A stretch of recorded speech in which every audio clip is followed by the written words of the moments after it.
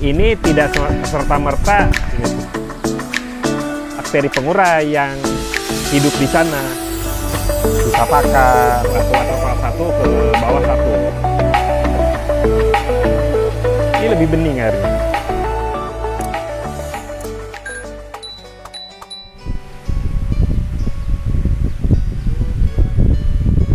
Bismillahirrahmanirrahim.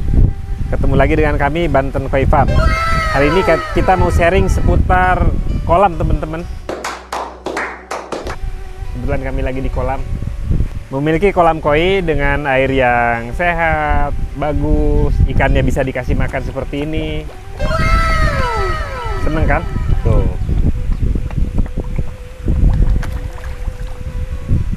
Nah, ini tidak serta-merta kolam koi bisa seperti ini, teman-teman. Ada beberapa hal yang harus dipersiapkan. Kaitannya bukan dengan ikannya ya, maksud saya dengan kolamnya. Jadi airnya, kalau airnya sehat, ikannya juga sehat. Kata para senior koi kan, melihara koi itu melihara air. Koi sehat itu bonus saja gitu. Nah, kolam koi ini sebetulnya prinsipnya adalah ekosistem air tawar buatan. Jadi kita tidak bisa melihat ini semata-mata kotak semen yang ada air dan ikannya, tidak seperti itu melihatnya. Tapi sebetulnya di balik semua ini adalah ekosistem air tawar. Dikenalnya istilahnya sistem ras ya.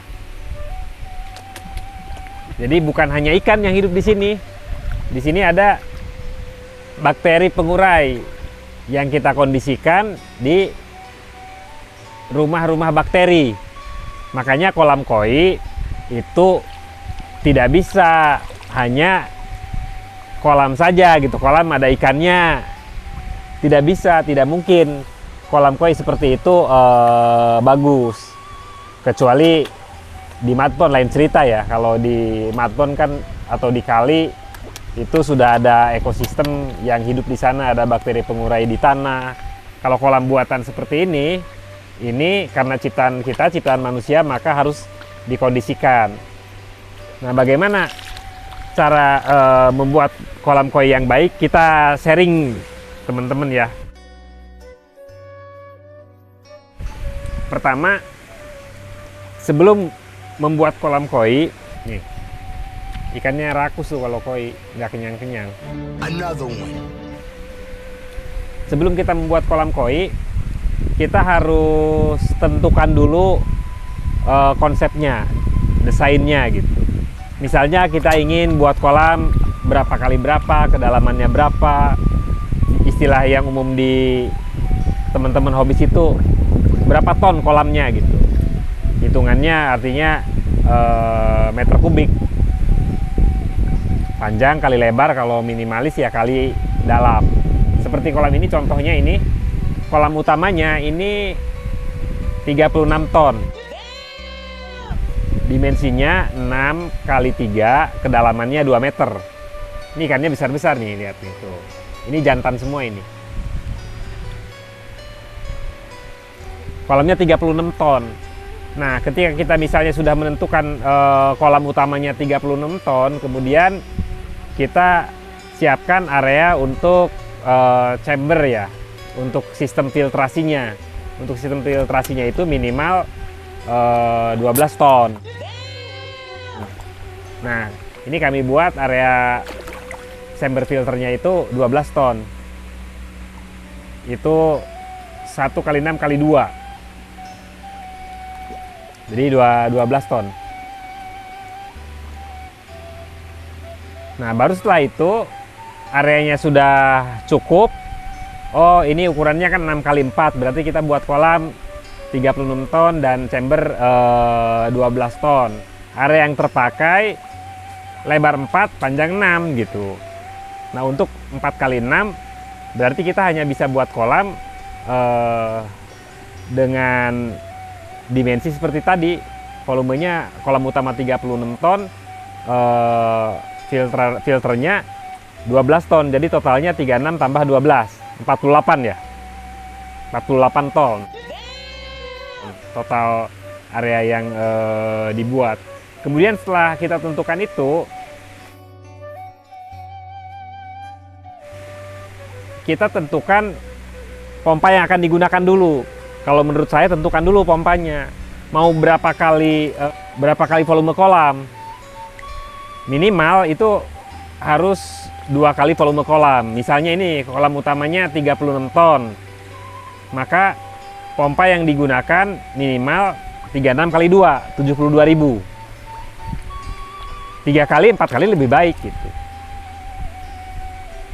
Agar hasilnya maksimal. Setelah kita tentukan pompanya misalnya mau 2 kali, khawatir beresiko, kita langsung estimasi saja 4 kali volume kolam. Artinya ini kita persiapkan sanggup memakai pompa 100.000 liter per jam gitu. Gitu teman-teman. Nah, baru kemudian kita tentukan sistem pemipaannya. Sistem pemipaannya seperti apa? Ini yang paling fatal menurut saya. Kolam koi ini sebetulnya sederhana. Sederhana, hanya ada air masuk dari chamber pompa ke kolam utama. Kemudian airnya difiltrasi, didaur ulang, difilter. Jadi air yang bersih ini kan airnya dipakai nih sama ikan tuh, dikasih makan, ada kotoran ikan. Nah, gimana caranya balik ke kolam dia bersih lagi? Tentu harus dikasih penyaring, filter, istilahnya filtrasi. Filtrasinya kita siapkan. Nah, di dalam sistem filtrasi itu juga ada media nanti. Ada media dan ada bakteri pengurai yang hidup di sana. Yang sengaja memang dibiarkan, bukan, maksudnya memang harus ada bakteri pengurai yang hidup. Gitu teman-teman. Nah, contoh kolam kami, ini kami gunakan BD-nya, bottom drain. Nah, filtrasinya itu sirkulasi airnya dari pompa ke kolam utama itu kan menggunakan pompa 60.000. Kami 60.000, 30.000 kali 2 ke waterfall 1, ke bawah 1. Nggak pakai waterfall juga nggak masalah sih. Kemudian dari waterfall, bagaimana dia masuk ke chamber? Masuk ke chamber filter itu melalui dua jalur. Pertama bottom drain, yang utama tuh bottom drain, 2 di bawah. Tujuan bottom drain ini untuk membuang kotoran yang mengendap di bawah agar kolamnya terlihat sampai ke dasar gitu. Kemudian yang kedua, agar kotoran ikan itu tidak ada di kolam, tapi kotoran ikannya pindah ke chamber-chamber itu. Nah, di chamber-chamber itu nanti diproses sama bakteri, diurai gitu. Kemudian kita buang, istilahnya backwash. Yang kedua, selain melalui bawah, melalui BD, melalui bottom drain, juga melalui skimmer. Nah, itu namanya skimmer. Skimmer ini fungsinya membuang kotoran atas. Kan ada kotoran-kotoran mengambang gini. Ini kalau tidak segera terbuang kan jelek. Ikannya nggak kelihatan, bisa mengakibatkan sakit juga. Tuh, sisa pakan, lumut. Apalagi ini kan outdoor nih, lumutnya gondrong. Ini kalau ikan koi nggak kenyang-kenyang, dikasih makan dari tadi. Saya udah ngomong 10 menit lebih, masih aja, masih lapar terus. Nah, itu menandakan kualitas airnya baik. Tadi sudah kita bahas outputnya ya. Outputnya 2 melalui bottom drain dan skimmer. Kemudian inputnya tuh 1. Nah, ini air masuk sumber air baru. Kalau ini bukan dari pompa ya. Ini sumber air baru. Kalau kami memang kolamnya itu dripping nonstop 24 jam, tapi sebetulnya kecil, drippingnya segini nih. Nah, kecil gini. Semua kolam semuanya di dripping nonstop.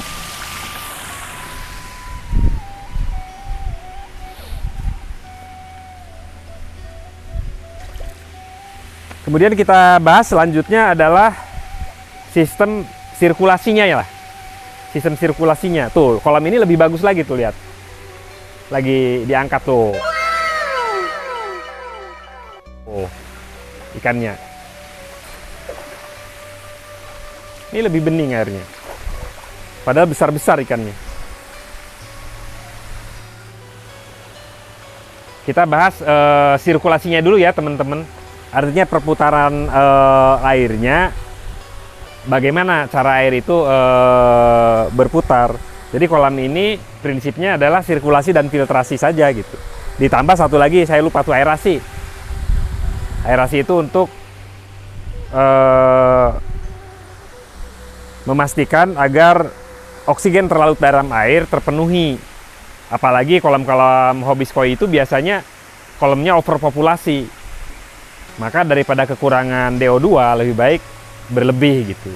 Caranya ya dengan ditambah aerator di bawah waterfall. Coba matiin waterfallnya. Kita bahas aerasinya dulu ya.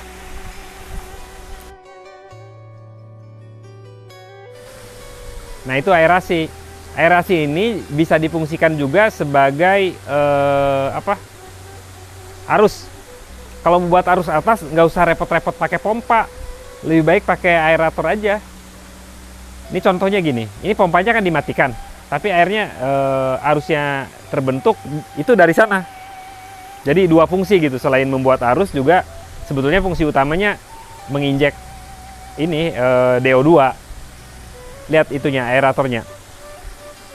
Aeratornya kami gunakan LP100 untuk masing-masing kolam. Nah, semua kolam. Oke, balik lagi ke sini. Kemudian selain ke kolam utama juga dibagi ke chamber filter dan ke skimmer. Nih, skimmer kami ini menggunakan sistem diffuser air lift. Kita nyalakan nih. Kalau dinyalakan kenceng banget. Tuh. Kenceng banget kan? Tujuannya agar skim atau kotoran di atas itu cepet-cepet masuk ke bottom drain, masuk ke chamber. Segera masuk ke chamber gitu. Kalau berlama-lama kan jelek. Jadi nih seperti ini yang sudah jalankan tuh. Bersih. Yang kedua, fungsi diffuser ini, dibantu diffuser ini untuk antisipasi agar tidak tekor chambernya. Kadang-kadang kan banyak yang chambernya tekor tuh. Kalau chambernya tekor pakai diffuser air lift seperti ini. Kalau bingung gimana cara instalasinya, nanti hubungi saya. Nggak cukup kita bahas detail. Nah, kemudian sekarang kita bahas sirkulasinya ya.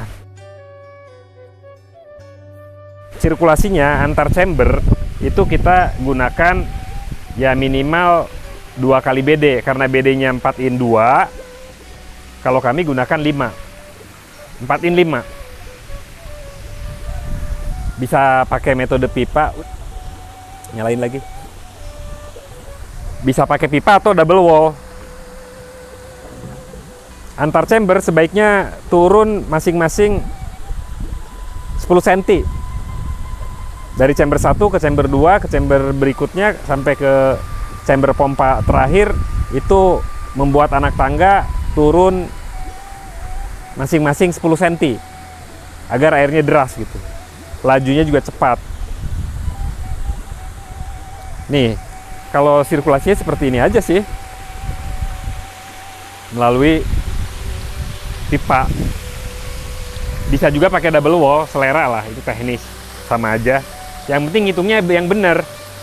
Jangan sampai BD-nya 2, 4 in, pipa antar chambernya 2, 4 in, ya pasti tekor.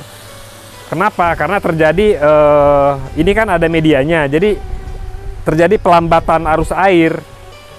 Maka ininya dibesarin gitu. Double wall juga bikinnya itu harus dihitung, kira-kira mumpuni enggak gitu, agar tidak terjadi tekor. Kalau ini malah masih lebih, tuh airnya penuh. Nanti kalau di dekos kelihatan. Jadi ini masih bisa dinaikin pompanya, misalnya tambah 1 lagi gitu.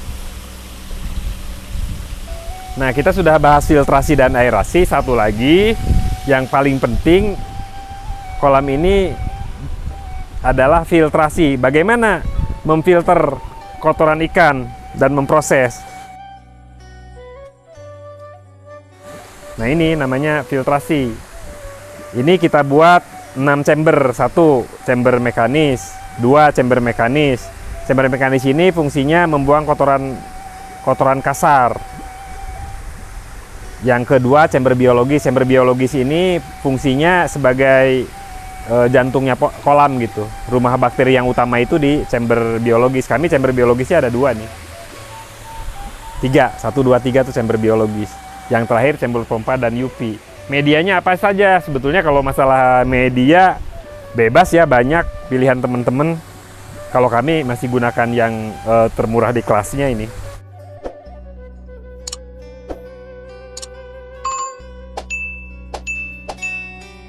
Chamber 1 baiknya brass. Kami masih pakai gunakan jaring layar. Chamber 2 bagusnya ini jet map, full jet map gitu. Karena pertimbangan keuangan, kami masih gunakan jaring kantong. Chamber ketiga ya bebas, ada media-media biologis yang mahal-mahal itu. Misalnya kalau yang mahal-mahal itu Momogi ya. Kalau kami masih gunakan batu apung, di bawahnya ini batu apung ditindih oyster. Ini juga batu apung ditindih oyster. Ini chambernya ukurannya sama semua, 1x1 kedalaman 2 meter. Yang terakhir ini full oyster ini. Oyster 300 kilo ini. Jadi oyster itu pH baper bagusnya 5 kilo per volume kolam. Ini kolamnya sekitar 36, anggaplah 40, 4 kali 3, 120. Kalau kami naikkan sengaja ini, 2 kalinya. Minimal 150 kilo, tapi kami pakai 300 kilo. Nah yang terakhir ini chamber pompa dan chamber backwash. Baiknya sih chamber backwash dipisah, tapi kami satukan juga nggak apa-apa. Kelemahannya kalau disatukan, kalau mau di backwash, airnya harus dipindah dulu. Mau dipraktekin backwashnya. Kemudian ini pipa antar chamber ke arah apa? Chamber backwash atau chamber pompa itu harus wajib ada ini ya. Ada pipa antar chamber satu-satu, jangan di paralel. Kadang-kadang saya lihat kolam koi masih di paralel, repot bersihinnya. Kalau satu-satu gini kan mudah, nanti kalau mau backwash chamber 1 ya buka 1 aja. Ini chamber 1, 2, 3, 4, 5. 1, 2, 3, 4, 5. Kita backwash ya. Buat. Nah, kelemahannya kalau disatukan sebelum di backwash, airnya kita pindahin di sini dulu. Setelah kering baru kita backwash.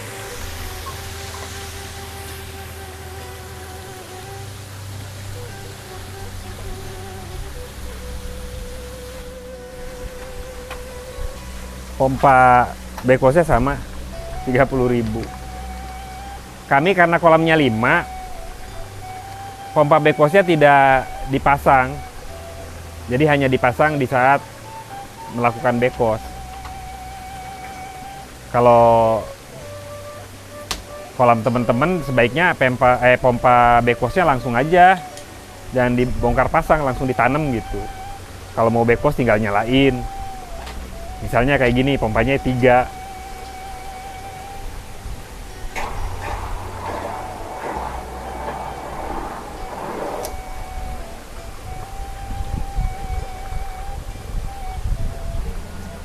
Ntar kita pindahin dulu airnya ke sini.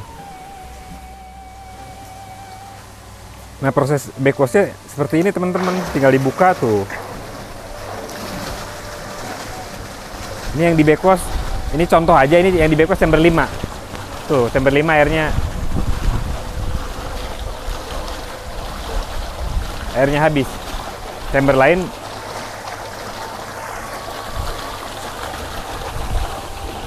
kan enggak.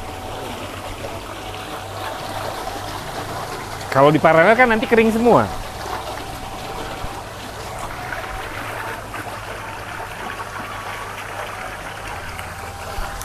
Nah ini dibuang ke got. Tadi saya lupa satu lagi, itu yang sebelah kanan skimmer. Yang kanan skimmer, yang kiri itu overflow. Yang sebelah kiri itu overflow. Overflow air hujan. Ada 2 overflow-nya, satu di kolam utama, satu lagi di chamber pompa. Di chamber pompa yang ke got itu difungsikan buat overflow juga. Jadi aman kalau hujan, kalau apa. nggak akan terjadi kepenuhan gitu. Itu kan kotor tuh, biarin sampai habis. Nah itu lumpurnya kan kebuang semua tuh. Ini lumpur ini membuat bakteri banyak yang mati, jadi harus dirawat juga agar bakterinya tetap bagus. Jadi kolamnya tetap, ekosistem kolamnya tetap seimbang, tidak goyang gitu teman-teman.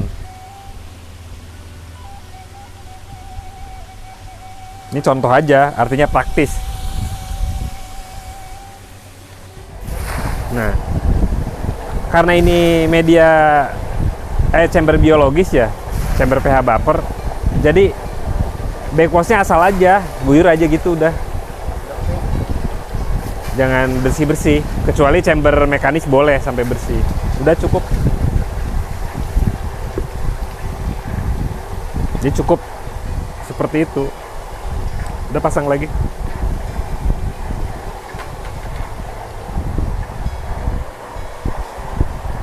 Udah kita tutup lagi. Kita buka lagi aliran airnya. Tadi kan ditutup dop tuh. Sekarang dopnya kita buka. Nah, ini lihat airnya.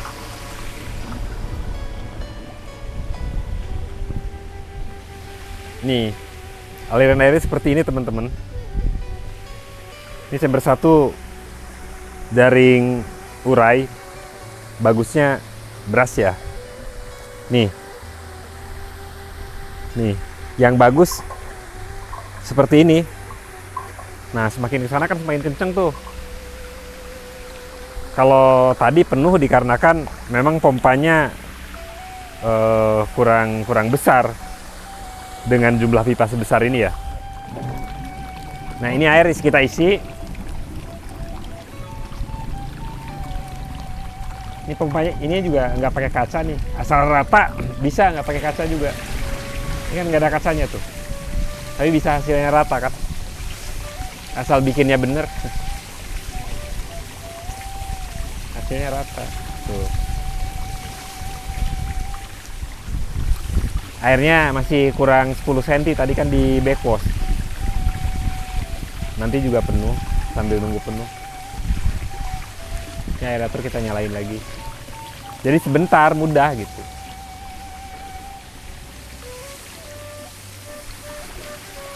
Nih aeratornya kita nyalain.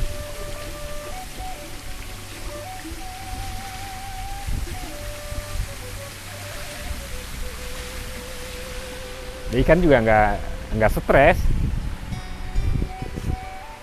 biasa aja tuh.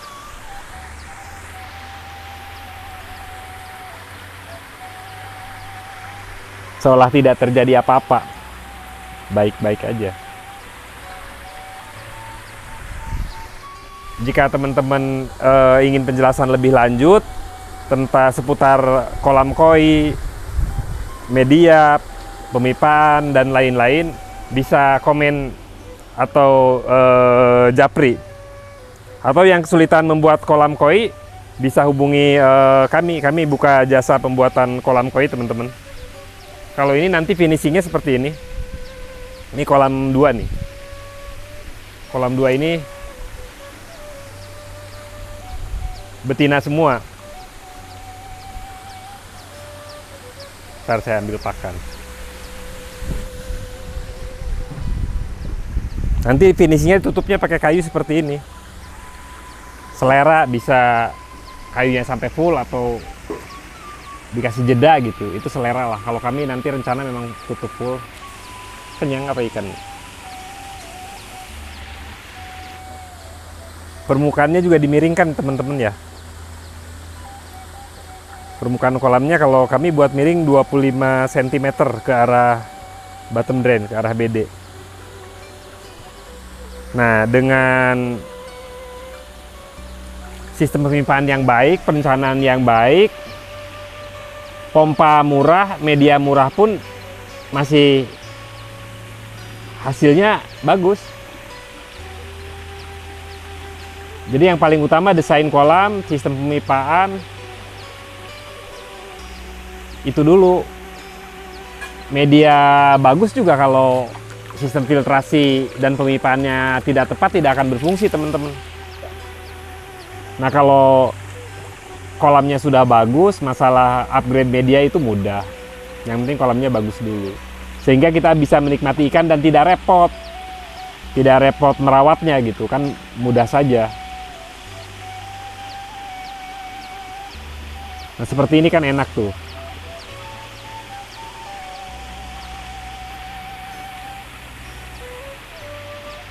Itu dulu barangkali teman-teman untuk konten kali ini. Di atas waterfall juga kita bisa manfaatkan untuk nyimpen-nyimpen itu ya, piala ikan-ikan yang show gitu nanti. Kalau kami belum punya pialanya nih, tempatnya dulu disiapin tuh. Nah, bisa dipakai buat duduk juga gini.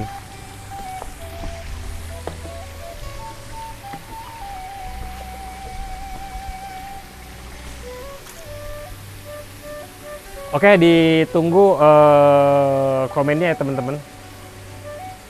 Salam koi untuk persahabatan. Assalamualaikum warahmatullahi wabarakatuh.